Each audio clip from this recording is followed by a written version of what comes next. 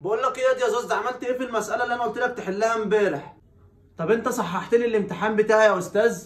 لا ما صححتهاش، عندي ضغط شغل ودروس كتير للعيال، وانا عندي مدرسين كتير بحلهم المسائل بتاعتهم.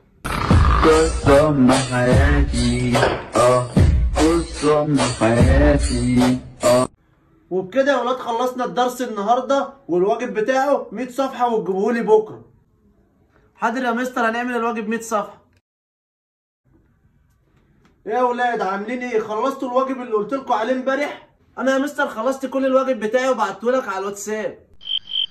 وانا يا استاذ خلصت كل الواجبات بتاعتي وبعتها لك على الماسنجر. ايوه يا استاذ انا خلصت كل الواجب وبعته لك على الانستجرام. ايه العيال اللي كلها بقت سوشيال ميديا بس دي؟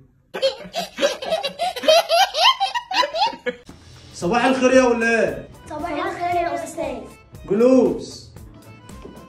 بصوا بقى، انا جايب لكم امتحان وهسأل شوية اسئلة، اللي هيعرف يجاوب، اللي شايف نفسه غبي يقوم يقف.